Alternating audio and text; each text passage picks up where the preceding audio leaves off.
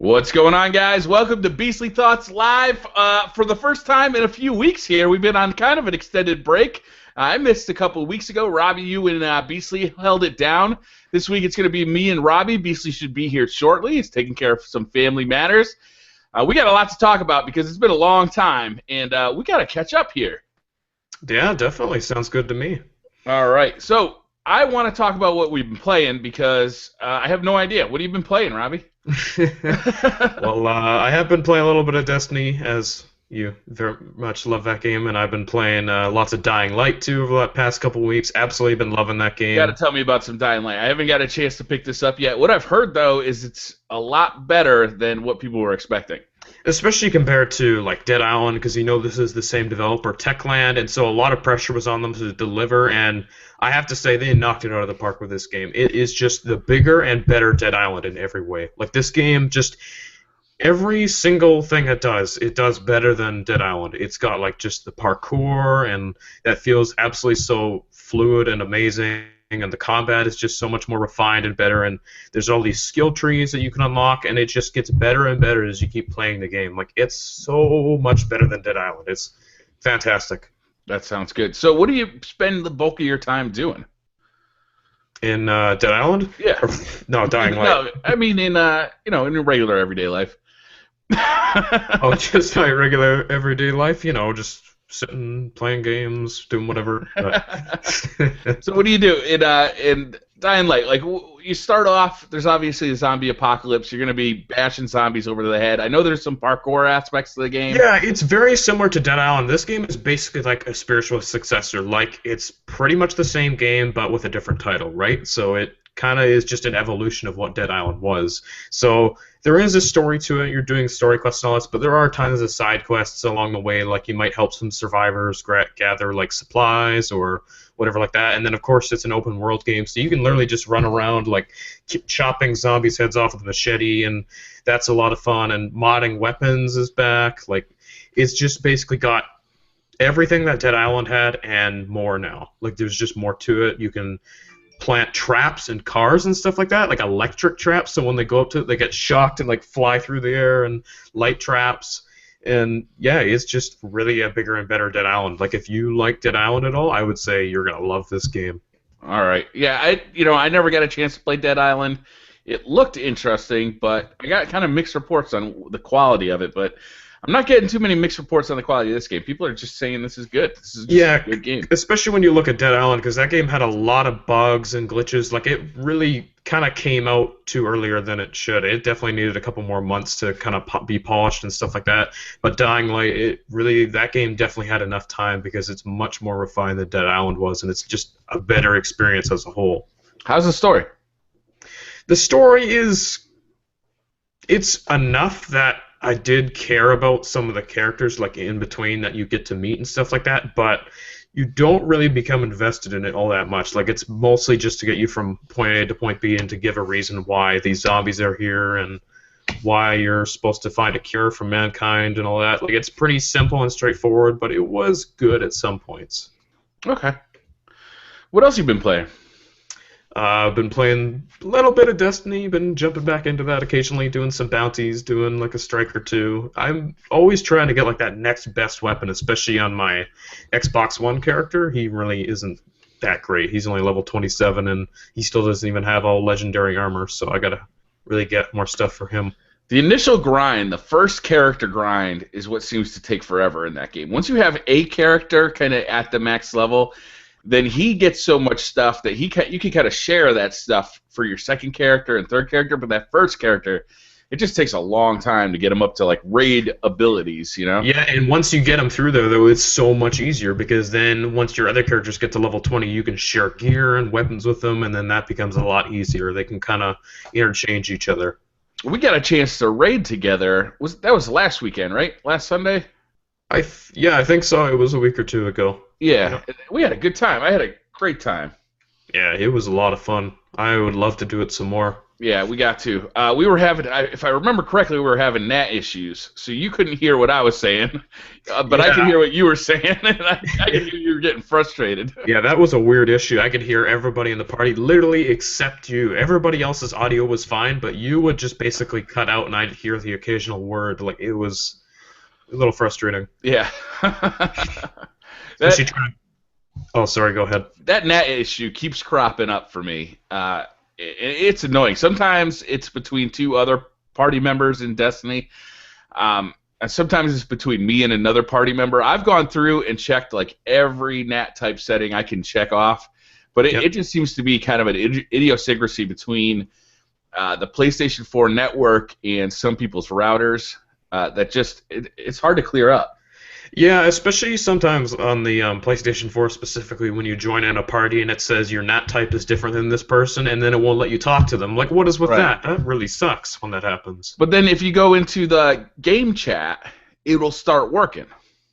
Yes, usually it does clear it up. So it's like, or if you leave the party and come back to the party, it'll start working sometimes. Mm-hmm. So it's really annoying, especially when you're doing a 6-man raid. And communication is such a key that to have, one or two players who can't hear each other, I mean, it can really throw you off. It can break up the whole party. Yeah, absolutely. That communication is just cut off to another level. Yeah. Yeah, that is really too bad. So, Destiny, what else you got going on? I haven't really been playing too much else. Playing a bit of other stuff here and there. Like, been playing actually, you know what? The Battlefield Hardline beta. I've been playing a lot on Xbox One. Did you get a chance to play that at all? No, I didn't. How do you like it so far? Well, first thing that's obviously going to come up is, it's just a reskin Battlefield 4. It's like the same game. It's going to be broken on launch. But you know what? It's a reskinned version of that game, but I think Visceral has done a really good job with some of these modes, like especially the Hotwire mode, which is like Conquest, and the idea is there's these different vehicles around the map, but the vehicles are the objectives. So in order to gain points, you actually have to drive the vehicle at a certain speed to keep gaining points. So the objectives are always moving around, and that eliminates camping. And it's a lot of fun because you're trying to drive and swerve around, and somebody might lay like trip mines in the road or something, and then you're hopping in the car with other people, and they're just trying to shoot everybody and keep them off you. And then you have like a third guy in the back seat trying to repair the car while you're driving around. Like, it's so hectic and tons of fun. That is by far my favorite mode in the beta, Hotwire. It's awesome. I'm hearing much better things about the beta than I was about the alpha. Oh, for sure. Well, there wasn't early beta. There wasn't an alpha, but yeah, that one was just on PlayStation 4, and that was like the one map and just Conquest, I think. Like, that beta wasn't all that great. This one is much, much better, definitely. How do you like the weapons and all, like the vehicles and stuff? It pretty much just feels like a Battlefield game. The weapons feel good. You have your different rates of fire, so you can take out somebody at close range, somebody at short range. You have your assault rifles and shotguns and SMGs and sniper rifles. It's all basically the same, and I think there is more of an emphasis on driving in this game, especially since, like, when you rob a bank and heist and then you have to get to the getaway, you'll be like driving a car or something. It's definitely got more of an emphasis on like actual cars than like tanks and Battlefield. Yeah, I gotta check that out. I don't know how much longer does that beta go on for? Today's the final day. Oh shit, I missed it. Well, maybe if after this we could get on and play a bit. I don't know. Let's see. I gotta watch Better Call Saul tonight. Oh. Okay. Yeah. Anything else? What else you been playing? Anything else? I think that's been about it. Yeah, basically Dying Light, Destiny, and then the Hardline beta I've been playing quite a lot. All right, I got a laundry list today. Because it's been a while since I've been on this podcast. Yeah, me too. So I got a PS Vita for my kids, one of the new versions of it. Oh, cool. The Slim? Yeah, the Slim version, and I got a chance to play it a little bit, and I got to say I'm really impressed by that system. I find it to be a much better system than the original PS Vita that I already own. It's much more comfortable. It's much lighter, so you can kind of... mainly I play PS Vita in bed. Like, I'm either like kind of laying on my stomach with my kind of elbows up with the thing in front of my face, or I'm sitting up in bed with it kind of like on my lap. Yep. I find it to be much more comfortable. There's more room for my fingers on the back without touching the touchpad. too, aren't they? What's that? The hand grips are bigger too in the back, aren't Yeah, they? they're bigger, so that you're not constantly afraid of touching the touchpad on the back. I like how much you're doing this. You like Ooh. that, right? Tickly fingers. Jazz hands. Yeah. Um, yeah, I'm really impressed by that thing. I got a chance to play some Guacamelee on there, which is one of my favorite PS Vita games. Also some Rogue Legacy, and I find it to be a much more comfortable system now, which I was surprised at because the button layout on the front is no different. But just having that extra room on the back and the thinner profile just makes for a much more comfortable system. I'm really impressed with it. I think I'm actually going to sell my PS Vita original and get another PS Vita for myself because the one I'm using right now is the kids, or the one I've been borrowing is the kids. Wow. And they really nice. like it too. It does an enormous amount of stuff. You can browse the internet, you can watch YouTube videos. It's a great YouTube video player. It does all sorts of cool stuff. So I think I'm going to pick up another one. Yeah, absolutely. I think the Vita, just in general, is such a great piece of hardware, and it's amazing that it didn't sell more. Like, just not many people have the Vita, and at this point, where is it going to go? Like, I just don't think there's that many like big games to push the system. So I don't know. There's not big games, but there's a ton of smaller games, like the two I mentioned. Guacamelee is a wonderful game. Rogue Legacy is really fun. There's a couple other games. Tearaway, I think it's called. It's really cool. Yeah. You can play Golden Abyss on it, which is really nice. There's a selection of games on there, and you can get a lot of games for free just by having a PS Plus membership. So if you already have a PS4, a PS Vita, you buy one of those for $200. It's a big initial investment, but then you get so many games for free over the course of a year that you really don't have to spend a whole lot on it. So Absolutely. it feels cheaper than another console, like a DS, where you're not getting as many of those free games. Mm-hmm. Have you had a chance to look at that new DS yet? 3DS? Oh, the new 3DS? No, Yeah. I've never really had a DS. I don't really care for Nintendo handhelds. Those games, I'm just not a big Nintendo fan in general, to be honest. Like, those games have never really grabbed me. I'm more of a PlayStation and Xbox guy. So Yeah. I also, obviously, I've been playing a lot of Destiny. I've been doing a lot of the Crota's End hard mode raid, which has been, I would say, a frustrating experience a lot of the time. Yeah. It's fun up until you get to the Crota's End boss fight, and then it's like you basically have to rely on getting a glitch-free experience. I have heard what a train wreck that raid can be on hard mode. Like, especially at the end, everybody talks about that, and that just is really unfortunate. That's all happening. I will say, if I can get 5 other guys that all have a really strong rocket launcher and have heavy ammo synth, we can usually take them down in, let's say, 5 or fewer tries. Yeah, like if everybody's running Yellowhorn and we're all ready to shoot them. Yeah. Yeah, and everybody's got heavy weapon ammo synth. But the fact that heavy ammo synth is so expensive, it's like half the raid groups I get into, everybody's like, no, I don't have any heavy ammo synth. I can't blame them. It'd be nice if Zur would sell it, but he hasn't been selling it for the last 3 weeks. Come on, sir, it's time. Sell some right? heavy ammo synth. People get pissed off at Zur that he's not selling like this piece of armor or that piece of armor. The only thing I look for when I look at Zur every Friday morning, does he have heavy ammo synth? Please have heavy ammo synth. Please, Zur, please. He never does. Yeah. I also finally opened up Dragon Age. Obviously, that game came out in November. I finally just got around to playing it, and I'm having a blast with it. It is a really cool game. I've probably only put in, I don't know, I'm probably under 10 hours still. Yeah, same as me. What I have found in there is a very involving storyline, like right off the bat. I love the controls. I love the character customizations. I like how your group kind of parties up and has a really good kind of chemistry, how they're like all talking to each other and sharing stories. Yeah. I like the side quests. I like the main storyline. I like the gear. There's a ton of different gear you can get. You really feel like you can customize these characters. I'm having a blast with this game, and it works great on the PS Vita, is using that kind of remote play functionality. Yeah, so did you pick up the game on PlayStation 4? Yeah, I bought the game on PlayStation 4, and I've played about half on my PlayStation 4 sitting right here, and the other half I've played sitting in bed on my PS Vita using the remote play, and it works really nice with that. It's a nice experience. So is it the latency's really good, and how are the controls as well using the Vita, like the touch screen? Controls not too bad. There's to hit R2, you have to hit the back panel, that back touchpad. But it doesn't bug me. It bugged me at first, but once I got used to it, and I kind of find that I just have to slide my finger across that back touchpad, and it pretty much activates that button for me. It's not as good as a PS4 controller. You could use a PS4 controller with your PS Vita if you wanted to, but that gets a little unwieldy. So I've been playing with that. I've also been playing with a PlayStation TV, and that experience has not been too awesome. Oh. So that should work just as good as my Vita for remote play, and that's why I bought it, so I could, play Destiny or Dragon Age on another TV without having to buy another PlayStation 4. But I'm not finding that it's too good. It might be partly because my Wi-Fi network is in use like constantly. I have 2 kids. I have a wife.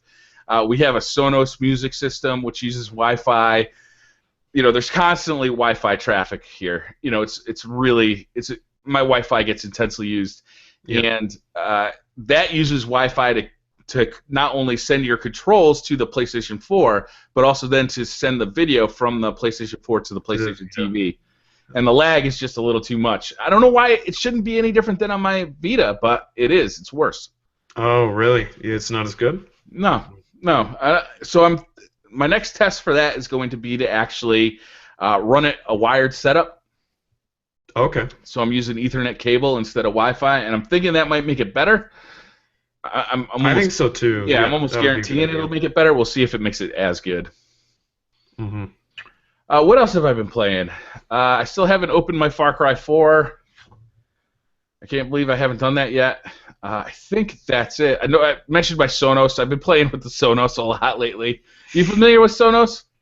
No, is it a small indie game? I've never heard of it. No, it's so it's speakers for your house that you control through your computer or through your phone.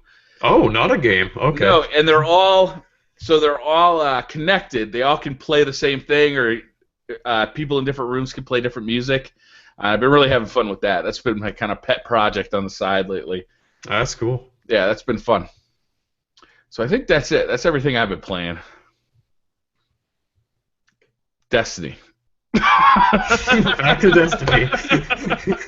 All right, Briar. What we got on news for Destiny this week? I know we've had a bunch of leaks. Why don't you jump us right into it? All right. So we got the leak, which was basically showed off a lot of the gear that people. Okay, so this guy in Japan, I think his name was Mega Man EXE4. Got a bug to happen in Destiny, took a whole bunch of screenshots of the stuff that he found. He found the raid on the reef for the next expansion, which is going to be the House of Wolves expansion. He also said the date of the expansion is not going to be March 10th like we thought, but it's going to be sometime in May. That really stinks because that is a long ways off. That is a long ways off. And he also showed some screenshots of a ton of new weapons, a ton of new armor. A lot of it looked really cool. A new strike, some new missions, so a lot of that kind of stuff. It looked really cool. Bungie reacted and said, "Hey, we know that you guys like leaks, but just be warned that what you're seeing here is actually super old." Placeholder, yeah. Yeah, and I tend to believe them because a lot of the stuff looked old. It looked a lot like the stuff that was released at the beginning of the game in the vanilla Destiny. My suspicion is that it's exactly what it is. Is what he says it is what it is. Yep. So that was interesting. We also, what was the other thing for Destiny? I already forgot. That was it, right? I think so, but I kind of want to discuss a little bit about the big raid coming up. We know this is called, I don't know if it's the official name, but do you know if the official name is the Arena or is it called something different? It's been referred to as the Arena. Yeah, I think it was referred to as the Arena in that screenshot as well. Because that word puts a picture in my mind of sort of like a gladiator dome or like an arena, like you're just thrown in there. There's like a kind of a crowd of like fallen or something like that cheering you on, and like it's just basically a battle to the death. Like it's a little death zone, and there are waves of enemies that come like out. Like a horde mode from Yeah, I think Yeah. it could be amazing. I think that probably won't be like the entire raid, but I think a big portion of it will be like a huge sort of arena you step into and you battle like waves of enemies, and then finally there's this huge like tanking boss at the end. I think that could be a really cool like new step for Destiny. I would love to see that. So I Definitely. wouldn't mind if that was part of the raid, but I wouldn't want it to be the whole thing. No, me neither. I'm just saying, like, if it was a big part of that raid, I would really, really enjoy that to see them try and do something different. Because, like, remember with Vault of Glass when that came out, that was so unique and different for anything we'd seen in Destiny up until that point.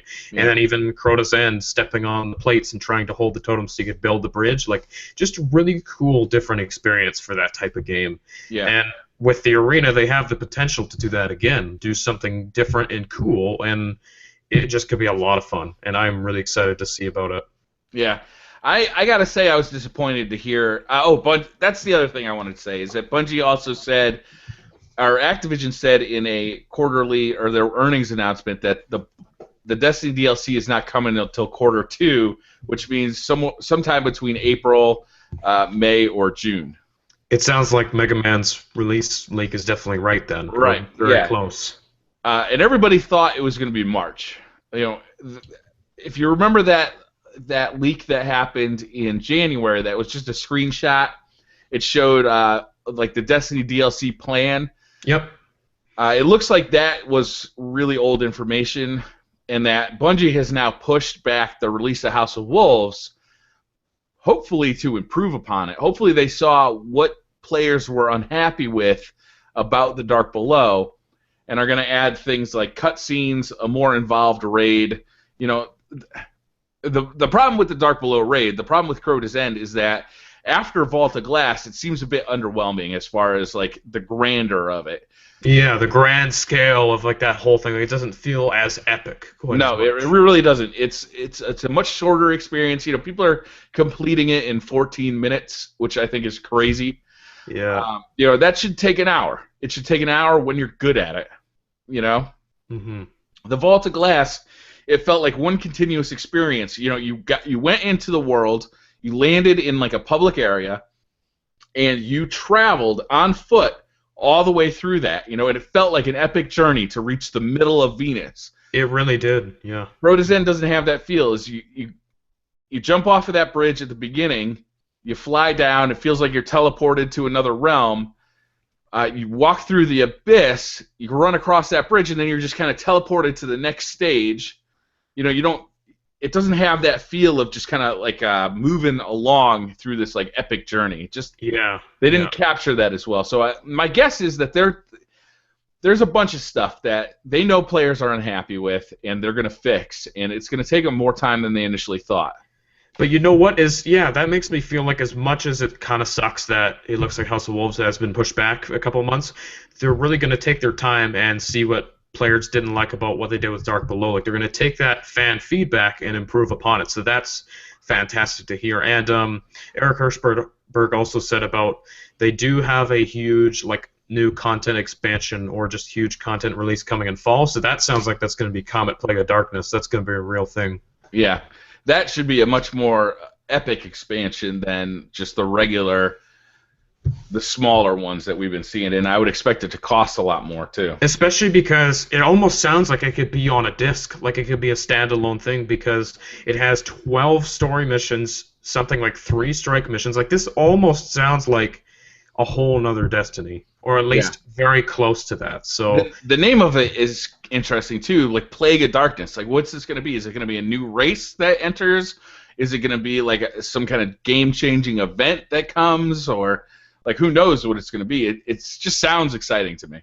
Yeah, I think definitely, since we know there's going to be so much more content for this game, and Bungie's going to be supporting it for a long time, even before eventual Destiny 2 comes out, it's really exciting because there's a lot of mystery surrounding this future content from all these leaks we get, and I absolutely can't wait to see what the future has in store for Destiny, because that game is still so much fun. Yeah, it's disappointing though that it got pushed back. It's definitely, and by 2 months. Well, because this is what I thought about the other day, too, because you think about Dark Below came out back in December. If House of Wolves comes out in May or even June, that's 6 months of no big content release. That's half a year with nothing substantial for Destiny added to the game. That seems a little crazy to me. I don't know. That was just a small thing I kind of realized and thought about, but you never know. Yeah, sorry, I got to read comments. Getting distracted. Yeah. All right, so next on our list, you want to talk a little bit about Advanced Warfare? Yeah, so the Havoc DLC came out, I think it was the same day as Dying Light on Xbox. That's come out on the 27th, and then I think for PlayStation and PC it comes out this month on the 26th, so the DLC season for this game has finally started. And, another thing I also forgot about, did you hear about Treyarch's Call of Duty has been confirmed for, well, obviously this year, we know that, but there was some Call of Duty news that came out recently about Treyarch's next Call of Duty, so we could talk about that. Okay. So did you hear about, well, obviously we all know that Treyarch is developing this year's Call of Duty, right? We know it's coming out this year. We know they've been developing it for 2 to 3 years now with that whole new dev cycle.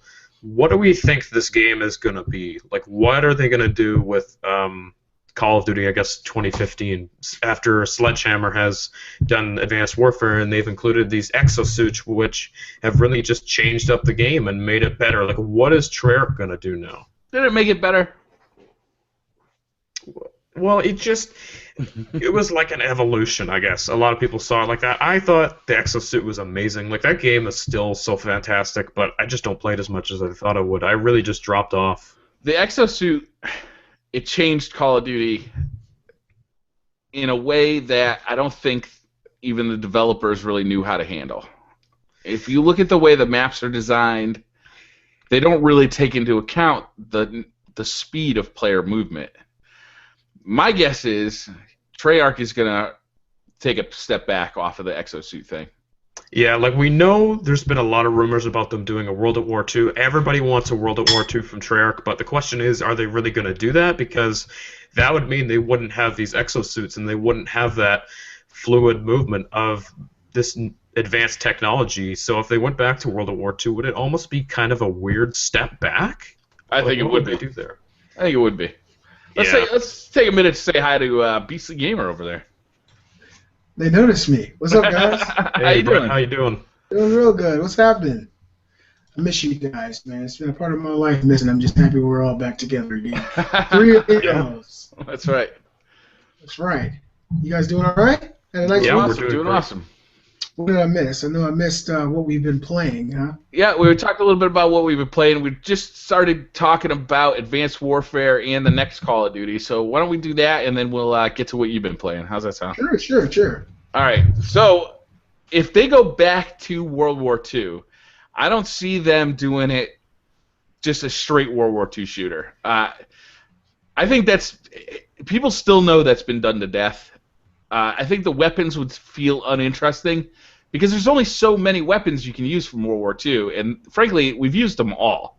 Yeah, especially because you look at before, like, Call of Duty 4 came out in 2007 and changed everything, and then the market was just flooded with these modern military shooters. Before that, it was all about World War II. Like, there was a point in time where World War II shooters were just everything that was being sold, and so we're basically going to go back to that point, maybe. That could happen.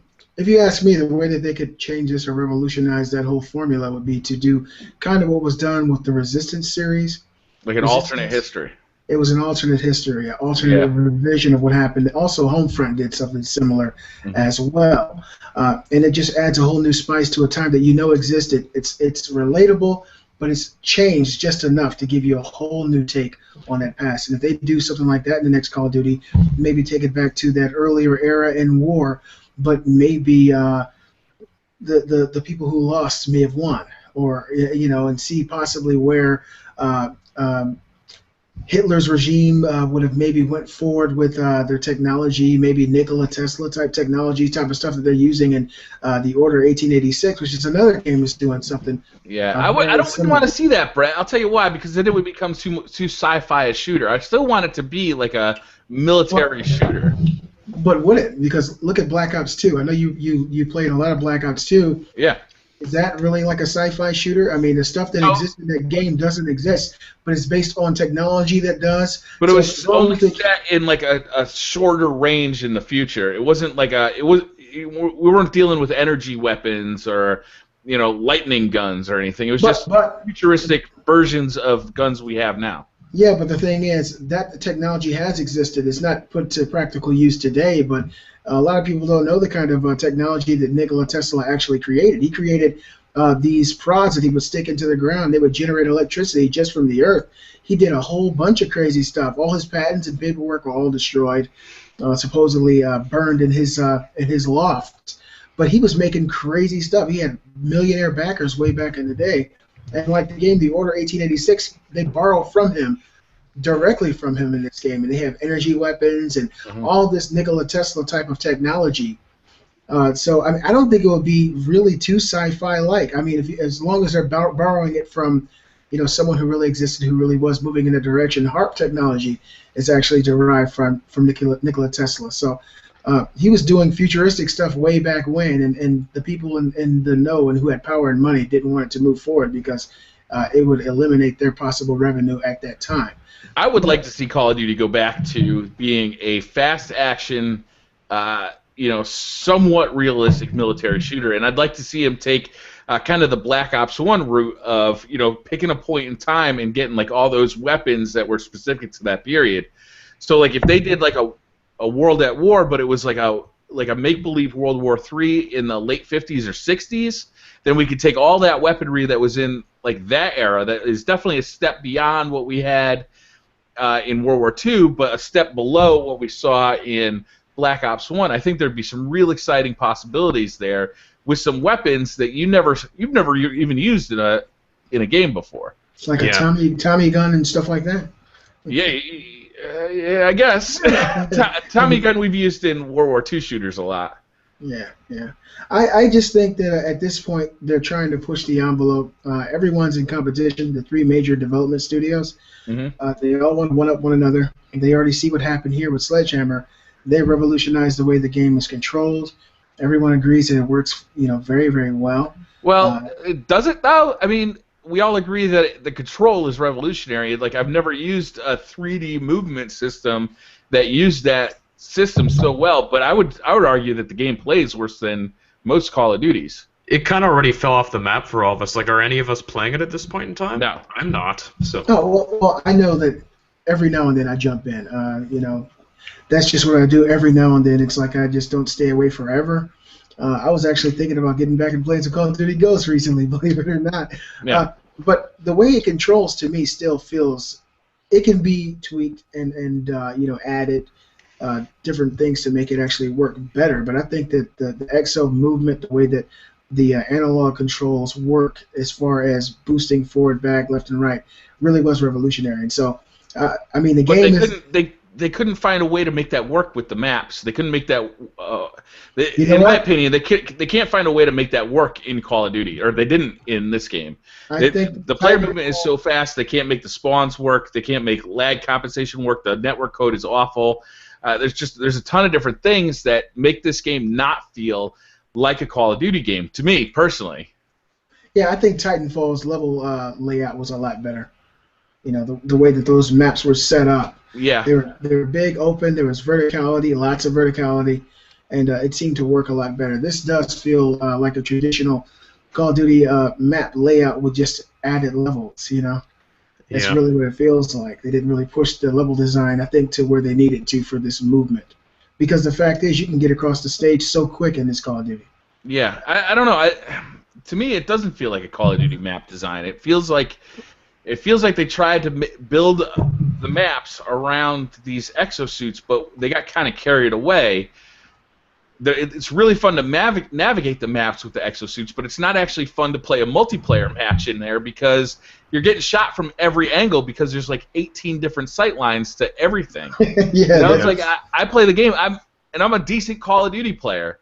But you can't ever get an advantage because it's always open landscape all around you. Yeah. No matter what you do, there's 10 guys aiming at you. They've taken the tactical out of the game, and it's such a Twitch-based game now that I've kind of lost interest in it. It's not the game for me. This one's not. Call of Duty Ghosts, I played that all year and I loved it. This game it's not a Call of Duty game in my opinion.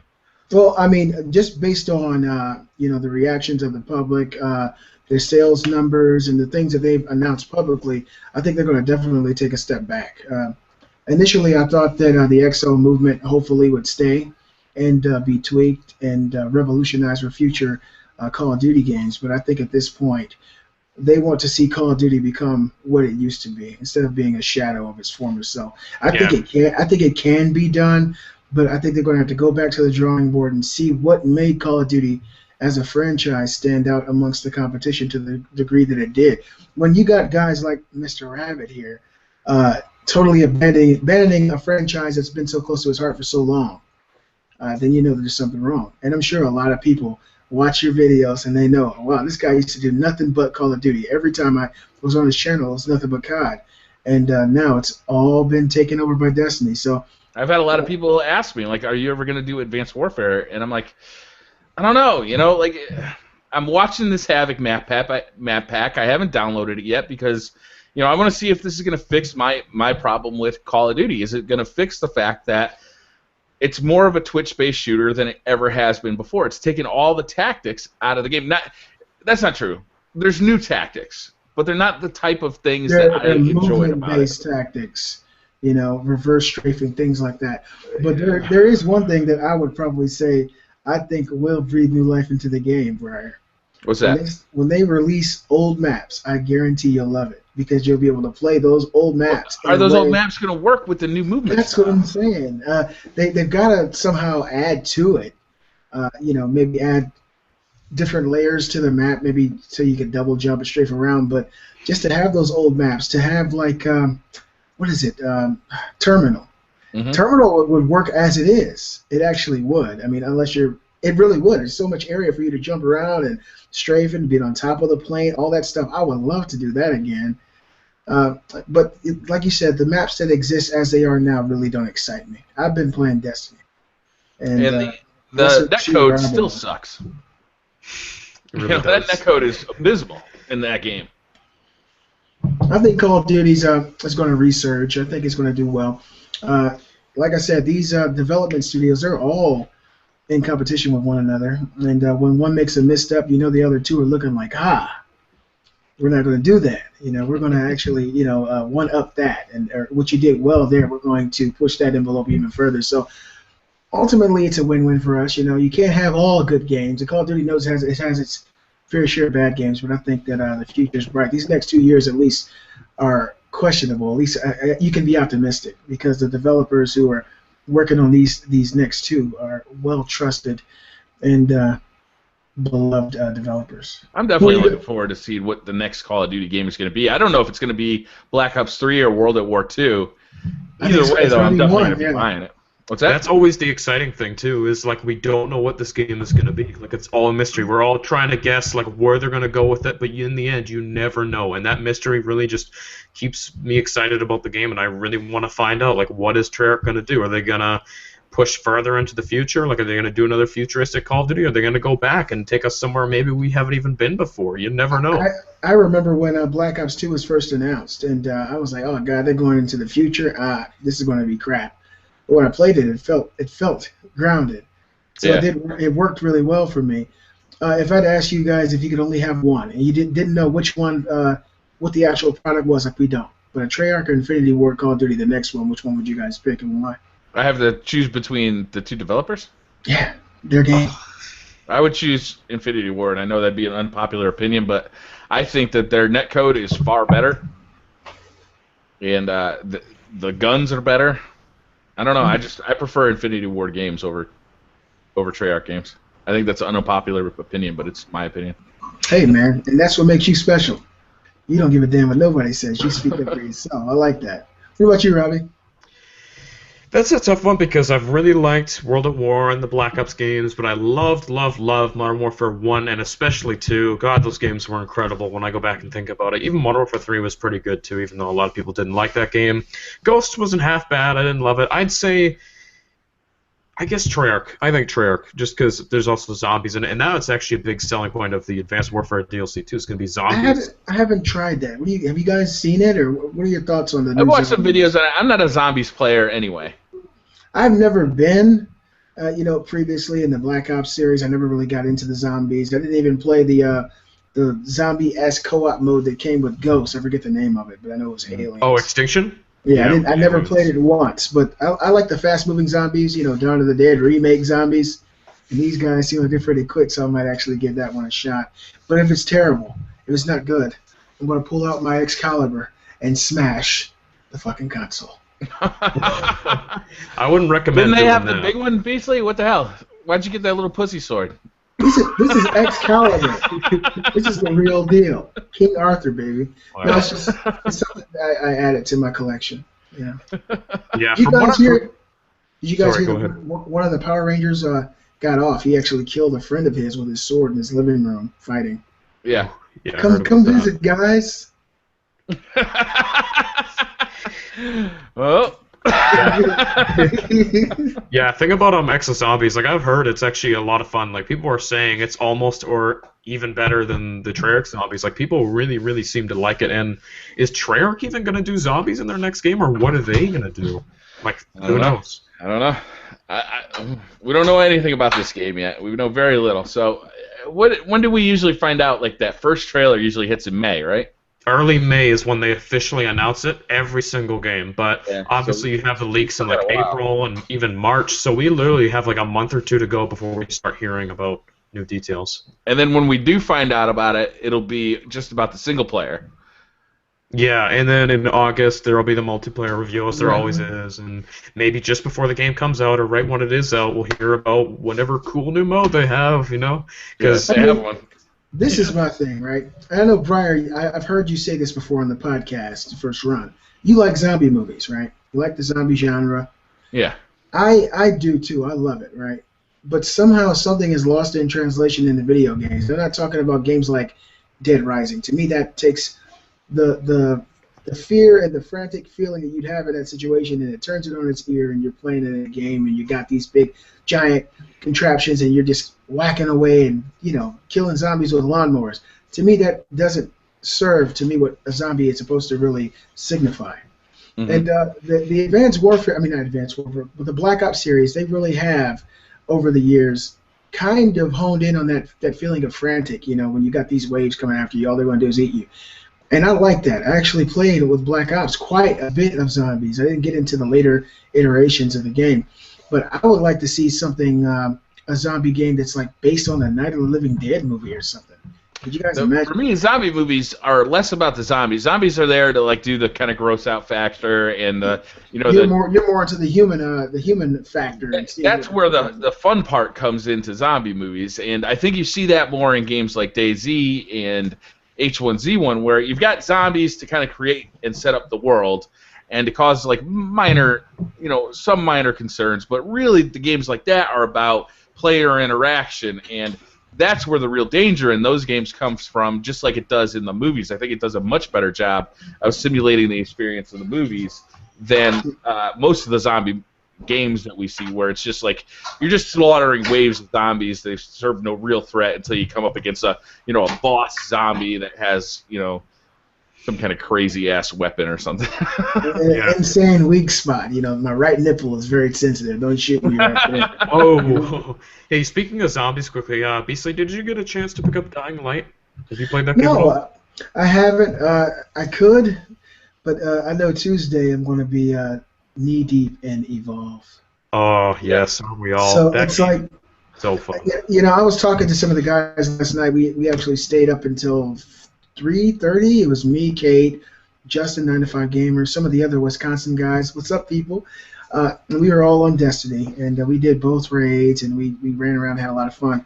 And we were talking about it, and it's like a mix. A lot of people think the game is awesome, and some people don't like it.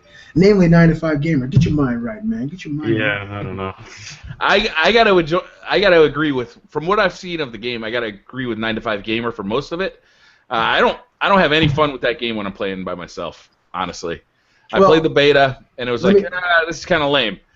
It's a multiplayer game, so you're playing with people, but if you're not communicating, you're not talking, it's kind of a lame game. Yeah. But I feel like especially when all of us get it, like that game is going to be so fun. That's where that game is going to be fun. Because the trash talking that's going on between the team and the monster is going to be epic. Are you going to be able to do that? Yeah, aren't you? I don't know. I mean, if you're going to be able to be, because to me, my personal preference at this point is to be the monster, the Goliath. I had a lot of time with a lot of fun with the Trapper as well. Yeah. I like the Trapper too. I played with everything. The medic, everything is pretty. To me, it really shocked me the diversity of the character classes. It wasn't just like Halo, and each person has a different gun. They're totally different move sets. Everybody is vastly different, and if they all work together, you really can destroy that monster.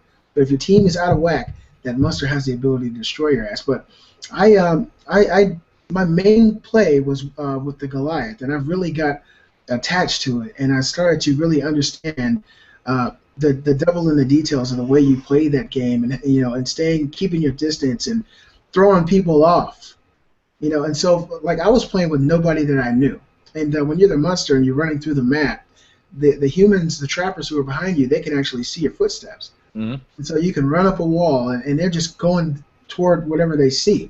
I would routinely throw off my trackers by running up a wall, aiming one direction, turning, and just jumping in a totally different direction. And I would go and sit on top of a rock and watch them going the direction they thought I was going, which gave me the opportunity to go and kill monsters and evolve. I actually have a game where, early on game, where I never got shot once. I evolved totally. They were on the other side of the map when I did my last evolution, and I just beat their base in. I think the game is really deep, but I think that it will require that teamwork. I think it will require having people who to play with. I just hope there's a little bit more to it. Yeah, I really think it's going to be focused around playing with people I think that's where the fun of that game is going to come from.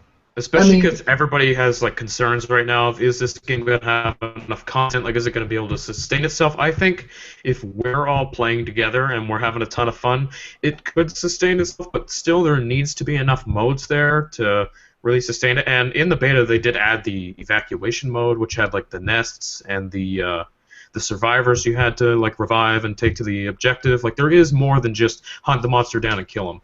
But if there's enough there, really, does this game even really have a fleshed out campaign, or is it all about playing multiplayer? We don't know. I would hope that it has a campaign and a backstory. It looks like they put a lot of attention into these characters. They all seem to be. There's more than I thought there was going to be too. There's a lot of them. I think there's 3 or 4 for each class. So it's you unlock them as you go, and you pick who you want. But hopefully they've learned from Titanfall that having just an online only experience with no meat. To really flesh it out and make you care about the characters. I mean, there's little cutscenes in between the maps where the characters are talking to each other and making jokes, and it kind of makes you feel like these are real individuals.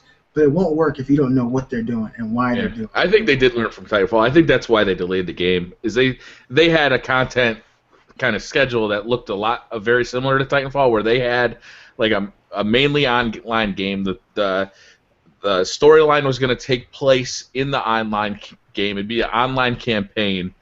I think they saw what Titanfall launched with and how quickly that game died out, and they said, whoa, we got to take a step back here. We got to add a lot more content to this game. Otherwise, it's just not going to be there. But I'm still pissed about the one monster that's only going to be available if you pre-order the game. What's up with that? Well check. Yeah. I'm sorry. Go ahead, Robbie, because I know you're passionate, sir.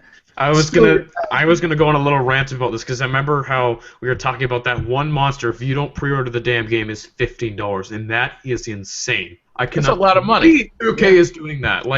How can you charge $15 for one monster? How can you do that and expect people to really buy it? Come on now. Well, the thing is, there will be people who buy it. Hopefully, a lot more people say no to this kind of. Especially because if you buy it, you're supporting that. Do not buy that 4th monster if you don't pre-order the game. That's don't pre-order the damn game. Do not do it. Ravi, I love you, man. Okay, look. This is my thing. If a DLC is only one character and it costs a quarter of the price of the game, there's something wrong. Especially if the season pass is $30, you'll be getting multiple monsters, maps, all this other stuff, and they want you to pay $15 for one monster. I actually went last night, and what I did was I ended up buying another copy of Destiny for PS4. And then go along with another piece of hardware that you may not have gotten? Yeah. I went yesterday and I bought my wife a brand new PlayStation 4. I went yesterday morning, actually. I forget where I went, Covington, Georgia, and I got it for $275. Wow. Nice. And I told Justin last night. He said, "God, that guy had a big coat." I said, "Yeah, the back of it had wheels on it."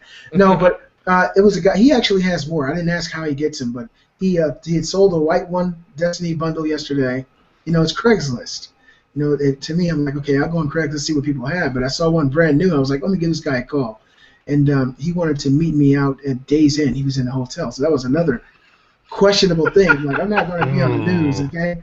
Brett, what did you get yourself into? I'm a little worried here. Like he said you don't have to pay with cash, senor. Okay, but I drove out there to Days Inn. I told the guy in advance. I said, hey, look, I'm bringing my gun. Okay. He said, why? I said, well, you don't watch the news?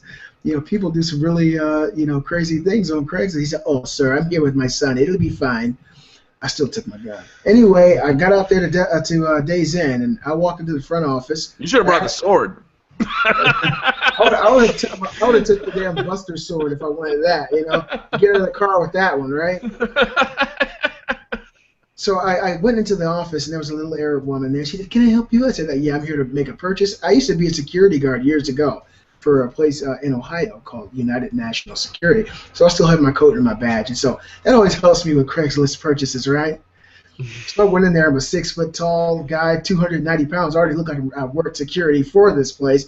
And this little guy comes around the corner. He's so small. I felt so terrible. He was like 5'2". He had on pajamas. The PS4 looked like it was going to make him fall over. He was so small. Oh. And he walked in there. I just wanted to give him a hug. Come here, you little bastard. Anyway, we walked over to the corner. He sold me the PS4. Opened it up, of course, and checked it and everything. It was brand new and $275. So I called Sony on the way out there, and this is how we're going to get back to the Destiny thing, and asked the gentleman who worked there. He said, yeah, you can actually game share on the PS4. So he said, so if you buy it, you know, you already have it, you won't have to pay again. I listened to him. And so I got home, and I added my PlayStation account to the new PS4 and downloaded Destiny. And then when Kate added her user login, it said, but you can't play at the same time. It said you don't have access to this. You know, only the person who actually has it on this console can play. Okay. And so I was like, oh my goodness, this is crap. I got to rebuy everything, right? But there's a little bit of light at the end of the rainbow here, guys. So I went up to GameStop and I bought another Destiny, and I put my Evolve pre-order in.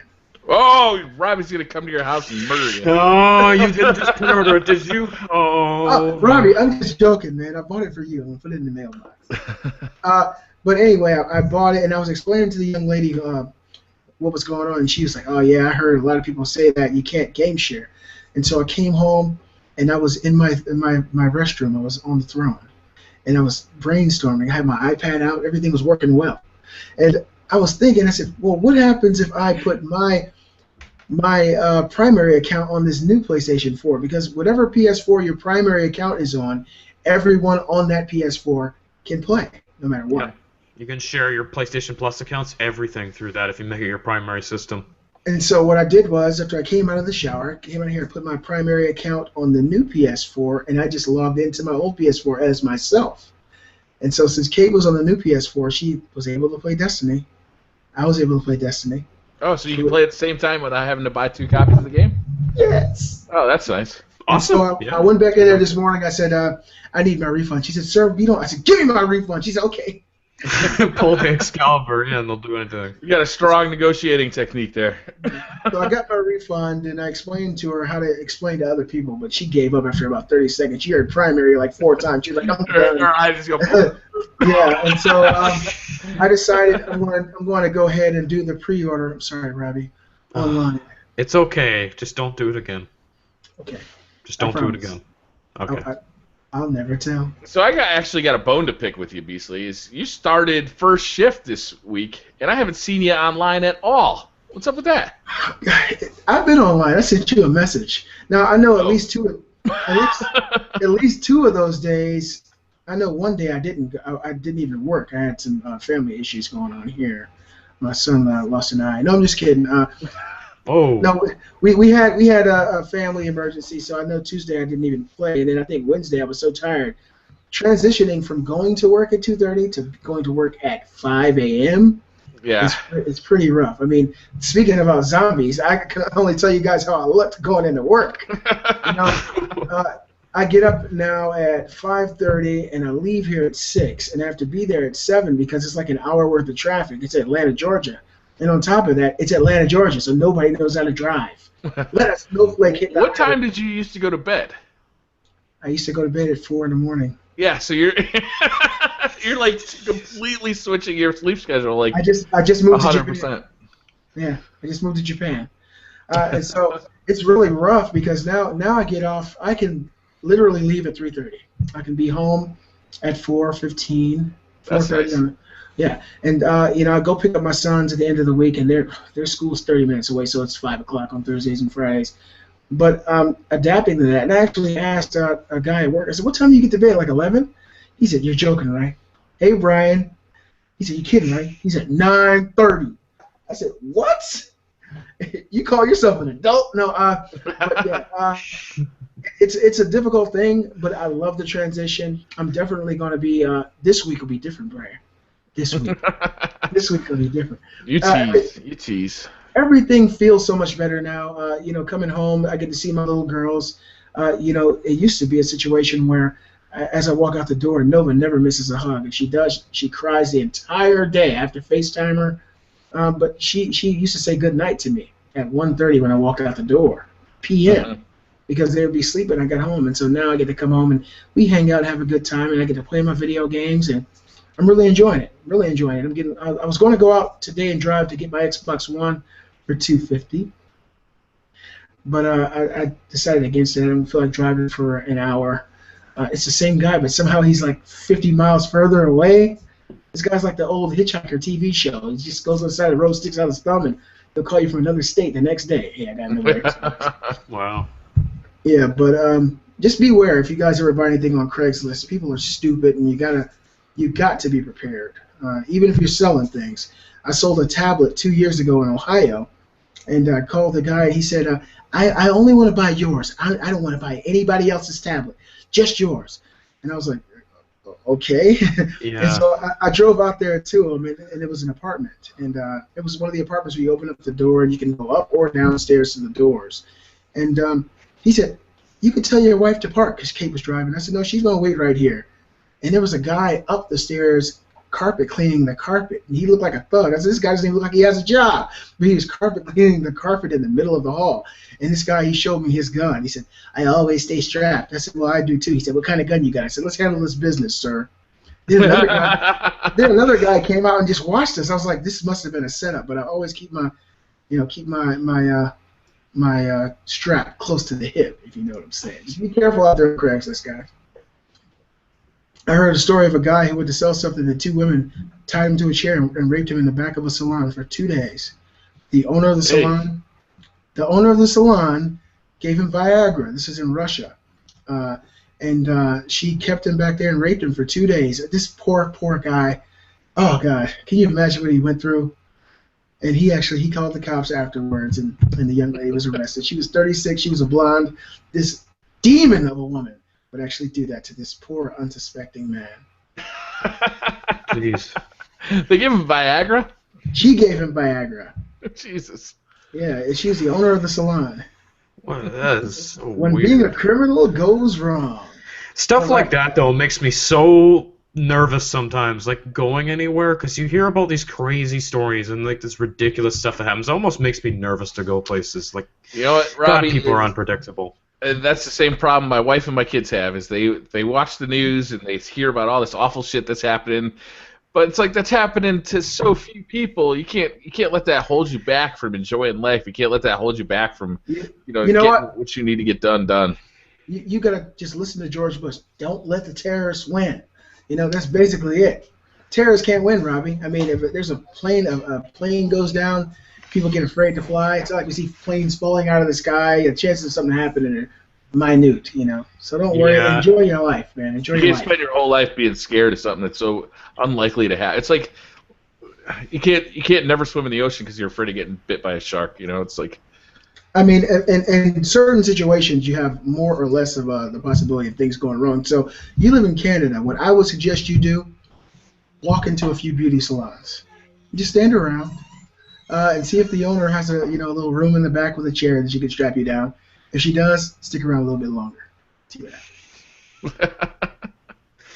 Yeah, but I think you guys are right about that. Definitely, that like these things just happen. I don't know if it happens, really that much, but there's always such big stories made out of, like, even if it's happening to very few people. But I don't know. Some people can still be so predictable sometimes, and you never know what's going to happen. I get worried about things, and things that are really unreasonable. My biggest fear in life, I swear, is rabies. Believe it or not. Rabies? Really?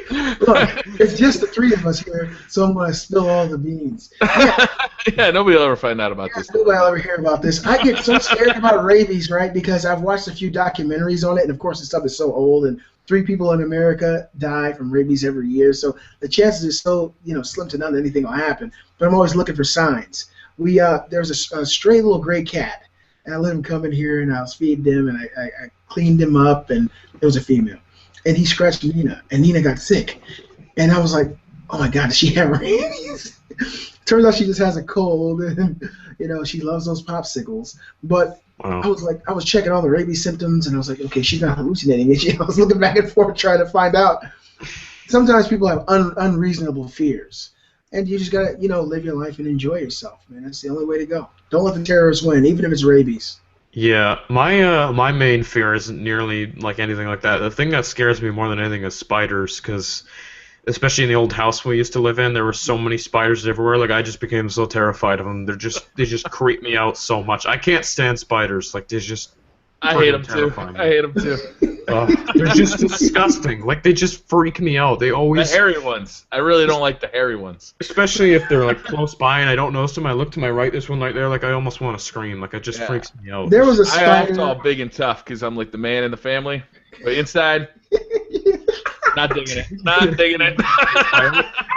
Look, spiders, for some reason, have never scared me. There was actually one about that big on my right below my knee, and see, I got fairly hairy legs, not really hairy, but you can see them off my entire leg, but I got hair on them, so I can feel if something's touching me. So I'm thinking maybe it's my cat's tail. I was sitting on the ground in my little nook, playing my PS4, and I felt something on my leg, and I wasn't paying attention. And I'm not afraid of insects at all. If they had jobs where you could just torture insects to death, I'd take it. I'm not afraid of insects at all. Just give me that nail, And I looked down and I saw something on my leg. I was like, what the hell is that? I leaned forward, and it was a black spider, and I swear it was about that big. It was that big on my leg, and I just looked at it and see all the facts of the situation immediately flooded into my mind. I said, he doesn't look like he's afraid. He doesn't look like he's going to bite me. He just, he's traveling in this long. It's like the Shadow of the Colossus. He's been wandering. He has that goddamn sword, though. That's what he's holding on to the hairy leg, right? Oh God, this is making me terrified. I pulled out, my Shadow of the Colossus cheat code, my giant man hands, and I thumped this thing so hard, all I heard was a thump over in my Super Nintendo area. So, I never found him again. I think he learned his lesson. I don't get afraid of spiders too much. Jeez. It's funny, too, how your fears change as you get older. Like, when I was a kid, I was unafraid of heights. Like, I'd be jumping off of shit all the time. Now, like, I get up on a ladder, I'm like, nope. White knuckling that shit. You know why, Brian? Because at some point in your life, you realize how fucking tall you were, and it just didn't make sense anymore. Your head is gradually getting up there, right? And one day you look down, like you stop growing, I'd be terrified all the time. Man. Yeah, I got crazy fears, but not insects yet. Hey, I got a question, Brian. I see a lot of people playing Dying Light, and I might go buy it. I got a few extra bucks to throw around right now. I'm a black guy. I'm trying to start my record label. I got to find some rappers first. But in the meantime, I'm buying video games and reading up on my PlayStation Plus and stuff. Have you tried Dying Light? And if you have, what are your thoughts?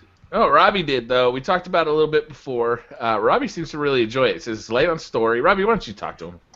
Yeah, so basically, did you get a chance to play Dead Island that much? Like, what did you think of that game?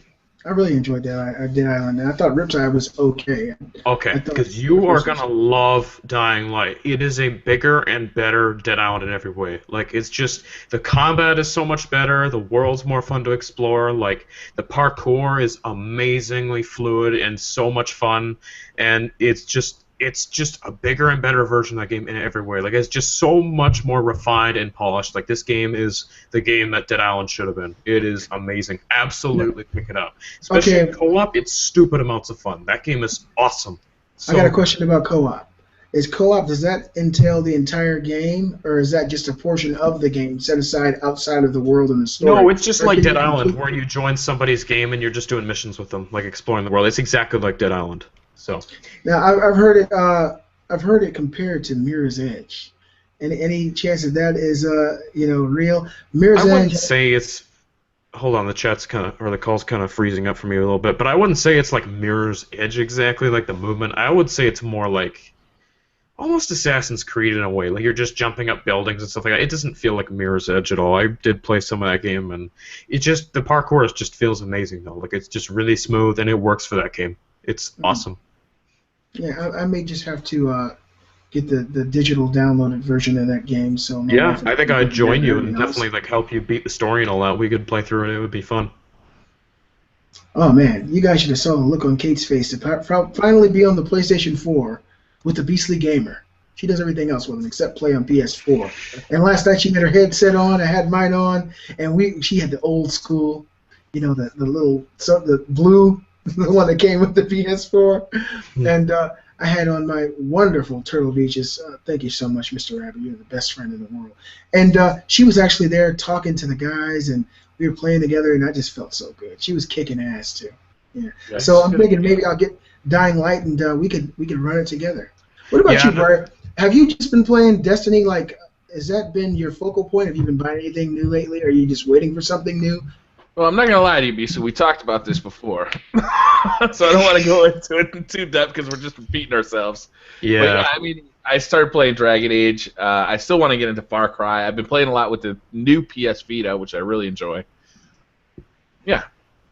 Okay, so Destiny's taking up got the a lot bulk of on my the time. plate. I got you. Totally. Back to Dying Light quickly. The biggest thing I forgot to mention about the game is the day and night cycle. Do you guys know about, like, during the nighttime, these zombies come out called volatiles, and they are very, very dangerous. They can, especially when you're just starting out, they can take you out, like, instantly, and you're trying to run from them, and it has this, like, different stealth element to it, where you can sneak, like, there's a cone on the map, so you can see, like, where their vision is, and you're trying to sneak past them. It's, like, the game is totally different at nighttime. It's so much more terrifying, and like the zombies come out, and you're trying to stealth your way through, like getting to a safe house. It's really intense.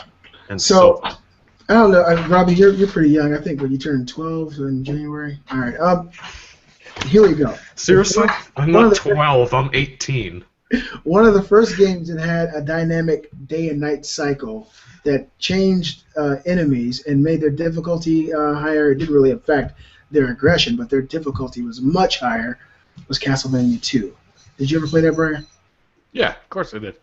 Of course you did. We come from the same circles, my friend. So I guess it would be similar to that. Are there just the volatiles at night, or do the other zombies... Well, no, there's still all the other zombies, but they're just even more aggressive and more difficult. Like, especially the volatiles, they're just crazy. Like, as soon as you get, like, they're basically as fast as you are. It's really hard to get away from them, too, which is why you're trying to sneak around and be really stealthy, and it's just, like, a different aspect to that game. Like, it just changes when it becomes nighttime, and it's really cool how that works. Sweet, and you have to, like, get to safe zones and stuff like that, too. Yeah, you have to get to a safe zone and sleep the night, and you can even be invaded by other players, just kind of like in Watch Dogs. Like, somebody could be a volatile and actually invade your game. Yeah, I heard that's unfair, though. I heard that's actually unfair. It's I haven't been invaded yet. I really don't know how it works. I haven't even really invaded anyone else, but yeah, I've heard it's really fun though. Yeah, well, stay out of jail, Robbie. It happens there too. All right, so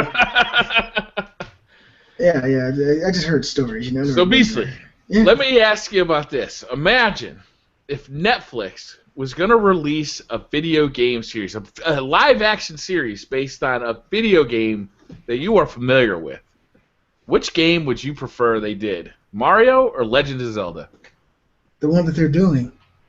Oh, you already know? I would hate to see a live-action Mario. Oh, my God. I would love to see... Legend of Zelda.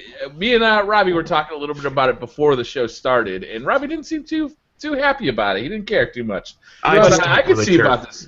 I could see this going pretty well. I mean, Netflix is doing some really good live-action stuff. What's that one with Kevin Spacey right now that everybody loves? Orange is the New Black. House of Cards. Yeah, House of Cards, Orange is the New Black. They're doing some really good stuff. What if they did that to Legend of Zelda? That'd be pretty cool. Yeah, my personal thoughts are this. All right, Nintendo hasn't had one of their properties hit the big screen or streaming services in a number of years. I mean, and the ones that have hit have been just, let's be honest, tremendous fails. The fact that Netflix has even been tapped for this type of interaction with Nintendo means that they have something that obviously works in the eyes of the higher ups. I would love to see the world of Hyrule reimagined or imagined in a way that makes it more real to consumers, to gamers. I mean, and this could actually bring more gamers aboard if they represent these characters in a likable way, in a relatable way.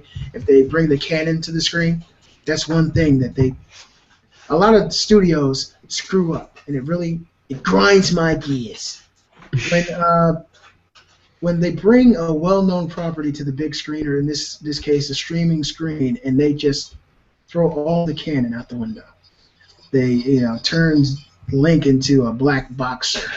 When they change what characters have done and what they've been for 25, 30 years. If they can keep the canon as close to the real property as possible, I think we'd all respect it. I think people who are young, never had an opportunity to play the Legend of Zelda series, and have never been big Nintendo fans, would understand why this series is so magnificent. Yeah, I would like to see it as well. If they could do it well, I don't even like Zelda. For me, the canon isn't that big because they kind of reset it with every game anyway. But as long as they kind of get that mood right, kind of get that feel right, kind of that adventuresome spirit with exploratory elements and like kind of whimsy, but also a bit of danger, I could see that working well. I got a question. Yeah. This is for you because you're my age and you've been playing games for a long time. I'm much younger than you. Oh, God, you gotta keep it secret. They don't know. I think your guys' age is much closer than mine compared to yours, so no. I used to babysit. Fuck you, Robbie. Listen, no, I didn't mean it like that. I'm just telling it as it is. Hey, Robbie, I used to babysit Briar's daddy. So check it out. This series hopefully comes. I know a lot of people aren't excited about it. The guys I was playing Destiny with last night, 9 to 5 gamers, a very vocal gamer, an advocate for truth in the American way. Totally against it, right? Really? Yeah, I thought he loves Legend of Zelda. I thought he'd be totally for that. Well, I mean, you just posted a video of Legend of... No, that was Mario 3. I think you just posted the Legend of Zelda gameplay not that long ago. I mean, the thing is, I can see both sides of it there. I understand why a lot of people would feel like, no, it's a beloved franchise. I remember when Resident Evil was first announced, and then I heard Marilyn Manson's theme in the opening of the movie. I was like, oh, this might be pretty good. At the end of it, I looked around and was like, what the fuck was that? And then here we are 6 movies later, it's still crap. I mean, some people want what they know, and I think Justin feels that way. But we've got all these different versions of The Legend of Zelda. The Legend of Zelda is like its own Final Fantasy game that happens to evolve around the same characters. Final Fantasy is all set in different alternate realities, but somehow they're all linked in some weird way. Maybe before we die, we understand how. Yeah. But there's been different types of Zelda games. They've created different versions that look cel-shaded, like Wind Waker, right? We've seen more aged and refined Legend of Zelda games like Twilight Princess, and probably one of the biggest fan favorites is Ocarina of Time. If they were to pick one of these Legend of Zelda games and draw from that world and from maybe that art style in this animated series, which one would you guys want to see? I don't know. I've barely even played any Zelda games, to be honest. I want to see A Link to the Past. Link to the Past. Yeah. That's probably the best Zelda game. But my thing is, how would they represent that on the screen? Yeah, how would they do that live action? I don't know. What was the one that was the GameCube/Wii version? Wind Waker? No, that was GameCube only, I think. No, I did come to the Wii U. You remember when they remastered it? They did remaster it a couple years ago. Yeah, there was one that came out for the damn it for the GameCube and Wii U or Wii, right when the Wii came out. Oh, I know. Yeah, I don't know what that one's called. I know exactly which one you're talking about, though. And it had kind of more grown-up graphics to it. Yeah. Which version are you talking about? You said the GameCube. Yeah, I can't remember the name of it. Twilight Princess. Twilight Princess. Yeah, I think that one would work pretty well. To me, that is the one that I think would translate better. It's going to be a live-action Legend of Zelda, is what you're saying? Yeah, because that one had a darker tone to it, so they could kind of add that to it. It still had the whimsy. It had kind of a more adult-looking Link that I think would transfer better over to live action. Yeah, I can see that. Briar, I just want to say I love it. You're the only person I've heard probably in years use the word whimsy, besides Michael Scott from The Office. That's awesome. Yeah, so I'd probably agree with you there. I think that the Twilight Princess would probably be the one to easiestly convey on the big screen. The others, I don't know how well they would work. You know, even though the remake, what is it? I'm trying to remember the name of the one I got here. What's the one they remade for the Wii U? Wind Waker. Wind Waker, yeah. Even though it's fantastic, has a great story, that world I don't think would work too well on the big screen.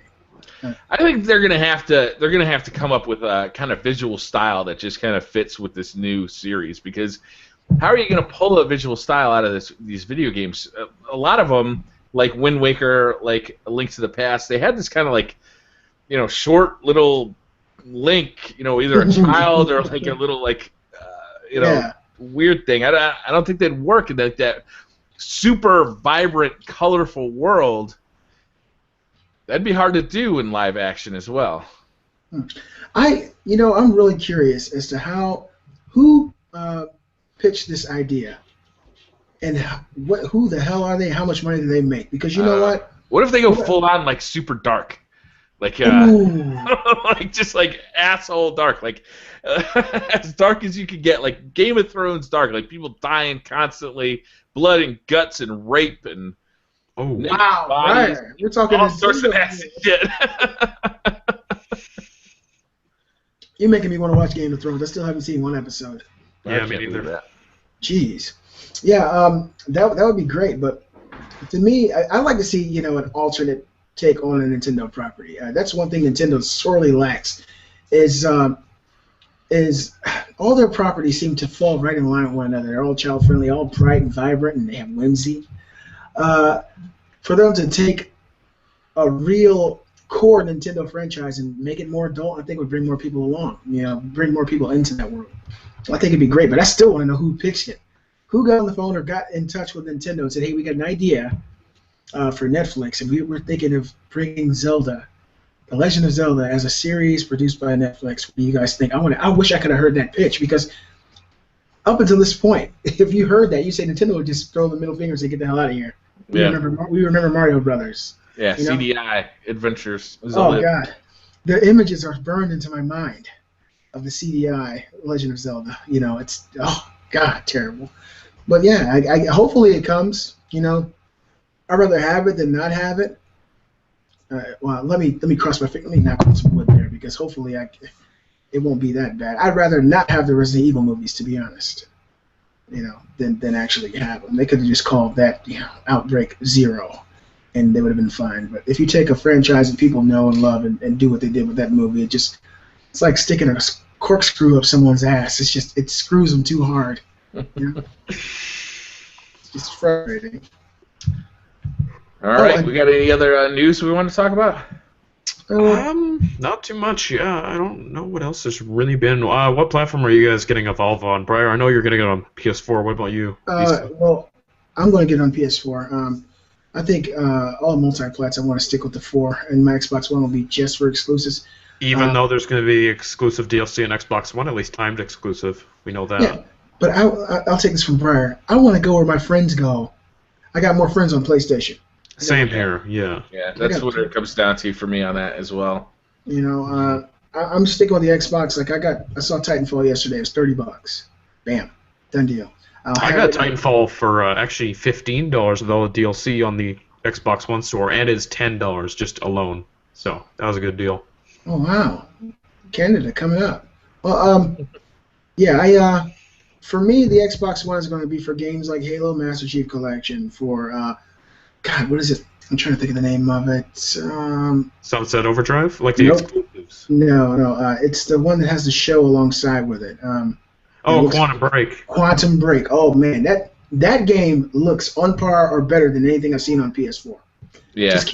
Just keeping it real. When I saw the game actually running, I was like, "Geez, it made Infamous Second Son look like nothing." It's Is that even coming out this year? Like, where the heck is that game? We haven't heard anything on it. I don't know, but when they showed it, it looked phenomenal.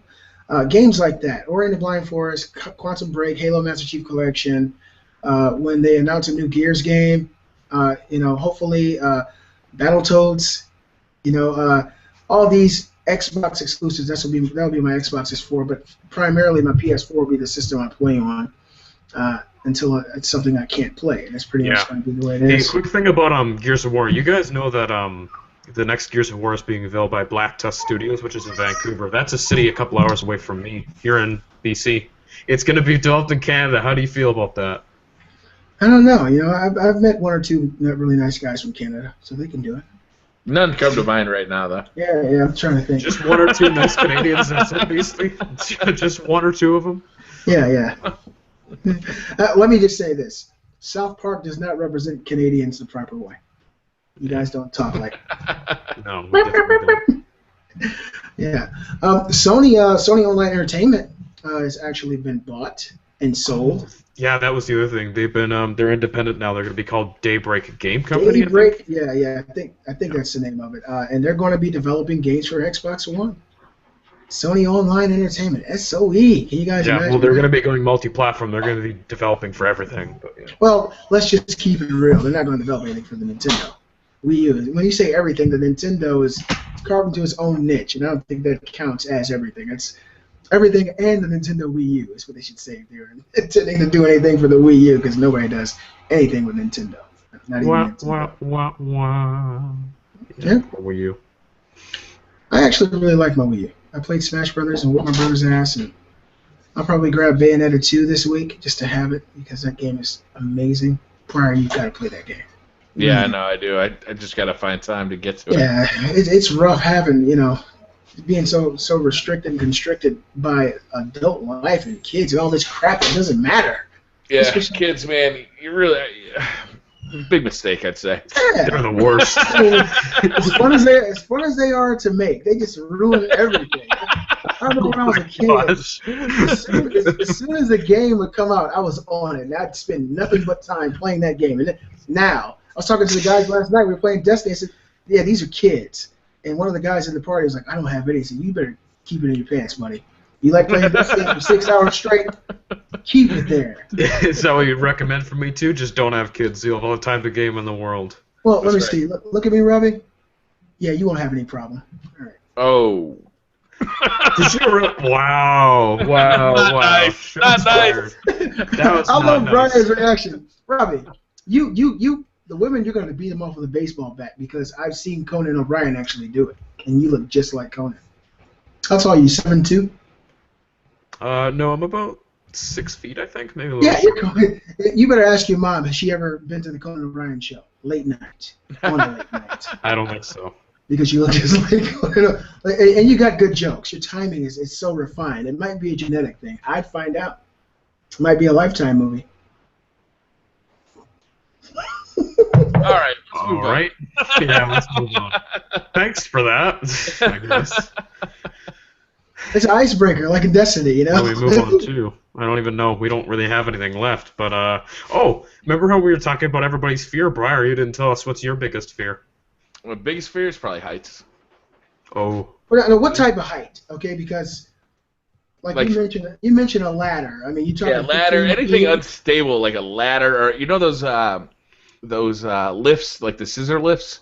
Yeah. Yeah, screw those things, man. I don't like those things at all. I've had many occasions that I've had to be up on those things, and I am not happy when I'm up there. Those things wobble all over the place. Oh god. Is it the unstable nature of being up there? Like, if you put on skates, do you feel the same way that you do when you're afraid of heights? If I have a harness on and I can clip to something that I know is secure, I'm fine.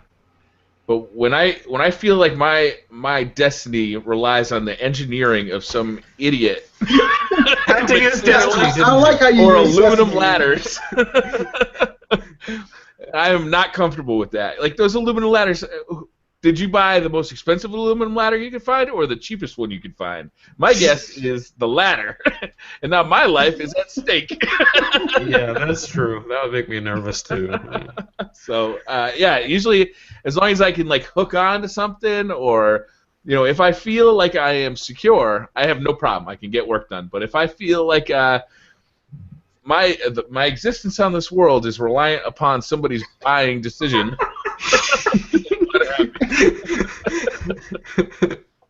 I swear, man. That's great. That's nuts. All right, so I want to tell you guys a few of the things I bought. I got my income tax return, and so I'm feeling liberated, right? I don't want to move too quick, because if you move too quick, you make bad choices. And so I've gotten, of course, I had to buy me a sword. First things first. And so yeah, you make bad choices like a dagger or something. Nunchucks. But no, a sword is an investment. Yes, it is. Yeah, I got them all around the house, so if someone breaks in from it. It's a lifetime investment. So I've believe it or not, only bought 2 things for myself. We're talking thousands of dollars. Believe it or not, yesterday this is a 17-pound sword, right? And I only paid $15 for it. All right? Wow. And the reason that I got this is because I was actually on my way to buy a PS4 yesterday, and I saw a big sign that said flea market. And there was a bunch of, old ladies and old guys out there selling old records and microwaves, all kinds of crap. Yeah, I always get my most high-quality swords at the flea market. You're right. They had axes and morning stars. And I walked around, and the most unlikely person had this. It had to be a 75-year-old black lady. And I walked around and said, "How you doing, ma'am?" She said, "I'm okay, baby." I said, "You got, balls of yarn," and I saw VHS tapes, and she had a box of pens, 25 cents per pen. And then through the rubble, I saw the glint of sunlight. It was like those movies where you find the special. And I moved some stuff around, some clothing. I said, "You got a sword here? How much is this sword?" She said, $20. I said, "I'll give you $15, and here I am." So I bought this. The proud owner of a new slaying device. Yes, it actually is King Arthur's Excalibur. It even says it on the hilt, so you guys know I'm not perpetrating. It's the real deal. And so I bought that for myself. That's all I bought. And I bought myself a treadmill so I can play games and go miles at the same time. Don't use the treadmill and the sword at the same time, please. That would be a bad combination. Oh my god. Oh man, that's gonna be a video, Briar. Hey Beasley, how'd you lose your arm? Long story. Treadmill on the sword. Oh my god. Trying to find a spot for it. But yeah, things are looking good, guys. I'm really happy to see you two. You guys are some of the best people I know, and I'm really happy we found time to get together. It's been really rough these last few weeks, and I'm happy to see we're back on track. For people who are wondering what happened to Not Too Nerdy Entertainment, I've been in contact with him, and he should be back with us next week. Oh, that'd be good. He's been doing a lot of overtime. He says he's been working 80-hour weeks. I don't even know how that's possible. He must have a bed under his desk. Yeah. And he must have a catheter in that leads straight to the back. I don't know how it's working. But he told me he's really felt bad and he hasn't been able to make the show. But he's been making a lot of overtime, and he's working on a project that will make a lot of people happy. Well, so I'm sure it will. Yeah, we're looking forward to having him back on the show. I'm going to be here. Robbie's going to be here. BriarRabbit's going to be here. The light. You are the sunshine of my life. So we look forward to a really bright 2015 with you guys in gaming, and I will be on Evolve on Tuesday, and I hope to see you guys there. If you don't get it, it's totally understandable. Hey, maybe we can game share. Just let me know. Yeah, hey, me and Robbie were trying to figure out, do you know if you can game chat between the monster and the 4-man team in... See, the thing is, when I played, I never had the headphones on because in that lobby, I never heard anyone speaking. So I was like, nobody's talking anyway. I heard like the occasional person. I don't think you can, but maybe if you're in a party of all just like friends, maybe you could turn it on. Yeah, party chat. We can use party chat. Yeah, that would work. Yeah. Party chat. All 5 of us will be in there. 4 people against 1. And but the only thing about party chat is this. The only thing about party chat is this. When the 4-player team is all working to capture the monster, and you say, "There he is," or "Trap him now," that person is given a heads up to try to get out of the way and try to avoid because they hear what you're doing. Totally, because of the trash talking that's going to be going on hey, man, I'll tell you entire guys time. I am the monster. I'm going to destroy you cats. Yeah, I think tomorrow night I'm going to be going on the PlayStation Store and I'm going to go buy that game. So as soon as it comes out, I'll be downloading. Yeah, I'm definitely going to pick up day one. We'll have to get some playtime in. Why don't we end the show with that? I actually want you guys to stay online after the show so I can talk to you about a couple of things, but let's wrap this one up. You don't have like a crazy question to ask at the end of the show? No, I do want to talk to you guys, but I don't know, not for the show. Okay, sounds good. All right. Anybody got anything they want to pimp out for the rest of the week? I'm sure you can expect to see some Evolve videos coming from everybody. Yeah, pretty much. With a lot of foul language in it. I didn't know chicken. All right, guys. Thanks for watching. We'll see you next week. Thanks for watching, everybody.